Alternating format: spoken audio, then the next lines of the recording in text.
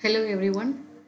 So in this video we will look into how database concept is going to work it up in the .NET environment. So at the very first time we have to view the server, SQL Server Object Explorer. So at the very first time you have to click this view menu and then SQL Server Object Explorer. So by the way, it's having its default. This environment is completely as a way of Visual 2013 Community Edition. So as we knew already that this Community Edition is only for some kind of programmatical aspects we can do, but still it's not going to use for any other commercial purpose. We are not going to do any other projects to sell this. So as a point of as a programmer to experience how the .NET and then databases concept is going to work it on, so we are using with this community version. So by default this .NET environment is embedded with the SQL Server Object Explorer. Okay, so by the way we can use with the by default embedded SQL Server, or maybe we can download a separate SQL server database which is going to have a compatible for community version VS 2013. So here we are going to work it out with the default by default embedded SQL Server Object Explorer. So this is the SQL Server is having. So this is the local DB. By default it's going to fetch the server name. According to your desktop name, it's going to insert with the project v12 something, some other names by default is having. So according to your laptop name is going to frame like this. So this local DB is going to, we are going to work it now. So this is the databases. So here system databases, by default databases will be there. The master model MSDB. So this is the default databases. So if we want, we can create a new database. By default I have created a new one, sample DB. This is the user defined database which I have created already to experience how the way this database is working on. So to show you that, I'm going to create another new database, like a new database.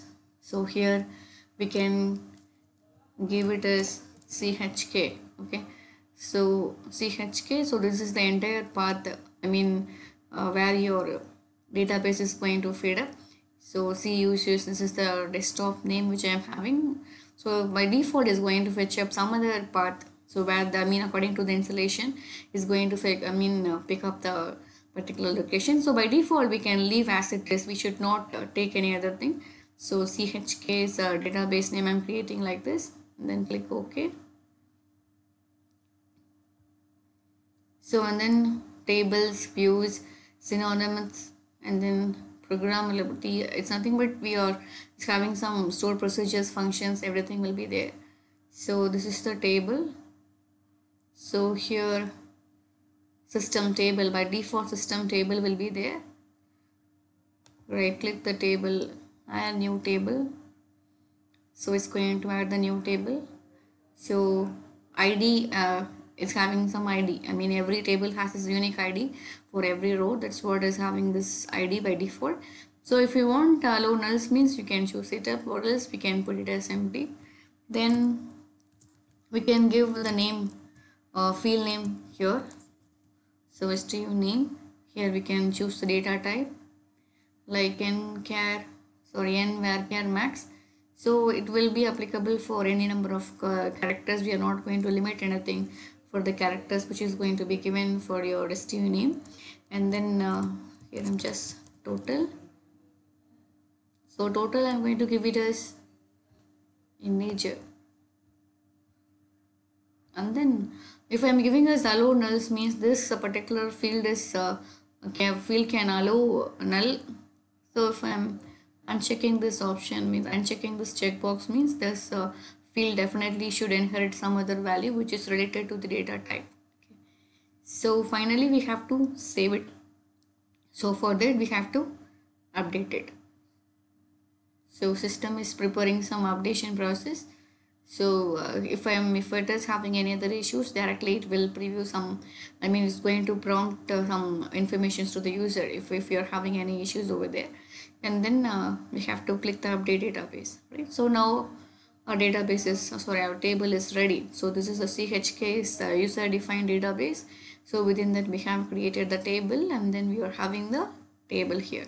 So I forgot to, I mean, rename that table name, right? So if you want, I can rename the table here itself, okay? Or else just I have to close it,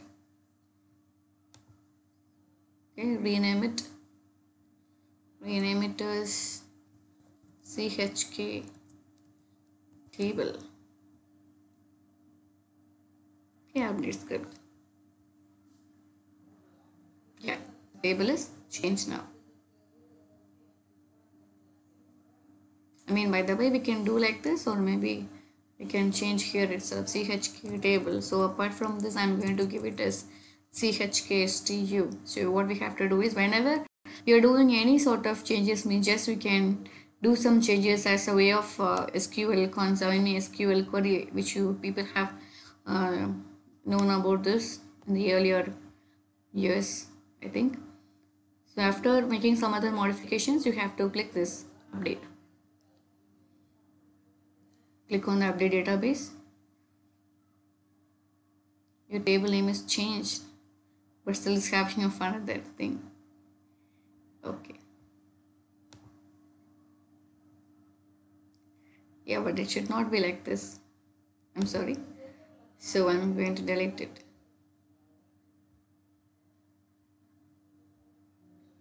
Yeah.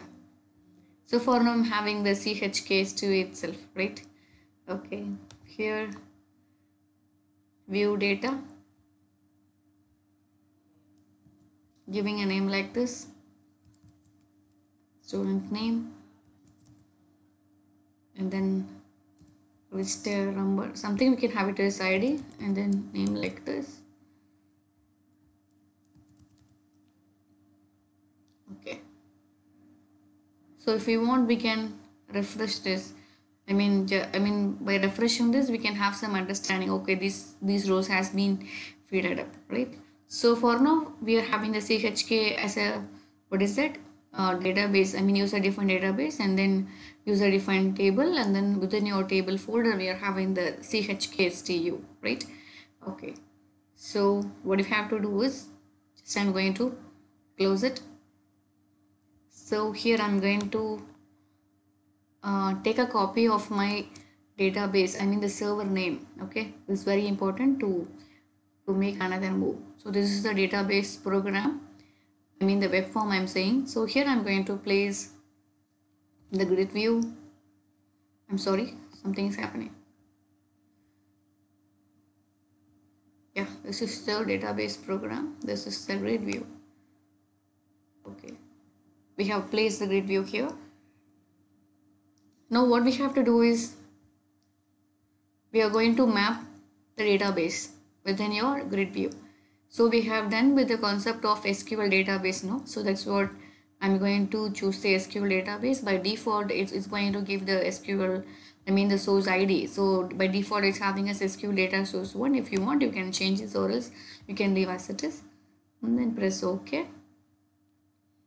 Give the new connection, because this is the first time we are making this connection, no? So what you have to do is, I mean within your server name, the data source is Microsoft SQL Server SQL client. Okay, so because we are dealing with the SQL Server which is already imbibed within your .NET environment, so here we have to give the server name. So what we have already rename, I mean while clicking the server and then right clicking by using of this rename, we are copy the exact name of the server, no? Yeah, the same thing you have to paste it here, right? So now we are having the exact local DB name. I mean this is the explicit server name of your working thing. Then you have to choose this database. So by default, the database within your, I mean local project V12 will be shown here, right? So chk master, so these are all the system table, and then sample db, and then chk is the table which we have created. So chk, I have selected like this, and then we are making test connection to check it out. So the test connection is succeeded. Okay, so the thing is your connection is properly it's set in a proper way, because we have connected with the server and then we have connected with the database. Okay, so your test connection is succeeded, then you have to press this okay. So finally, after this connection is succeeded, you can get the exact connection string. Okay. So by the way, if you are using with any other, dynamic way of coding means to connect your database and then front end. If you people are using with the dynamic way of coding means, just you can use this connection string. Okay. We will deal it in a later program. So for now, we are dealing with only the design time of connections with the database and then your front end, right? So next you have to click next, and then it will ask to save your connection string. Okay, just you can give it as okay for your future reference if it is needed. Next. So this is a exact SQL way of attitude. So if we as we said earlier, we are doing with the design process. So if you want to choose the entire table information means, you can click this. The star. The star is nothing but is going to print all the informations of your table. Just you can see this.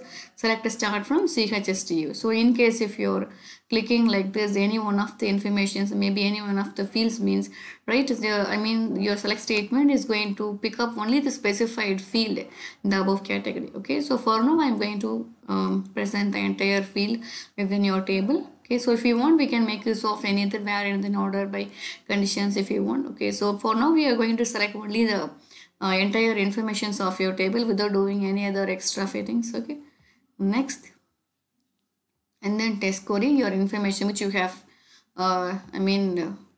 feed within your table. Everything is showing here. Next, you have to finish. Okay, finish it. Just you can see this, your information is showing here. The some information is mapped.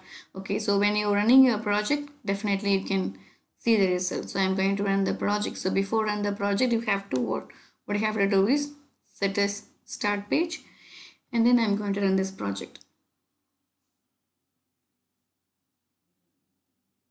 Okay, so within your grid view, you are saying the complete field name, the ID is your name total, and then 2 rows which we have already inserted within your table. So everything is showing here.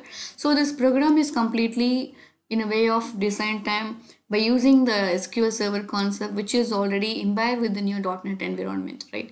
So I hope you all understand this concept. So in the future, the next video, we will see much more in detail concepts of database and then .NET environment. Thank you once again. Thank you all.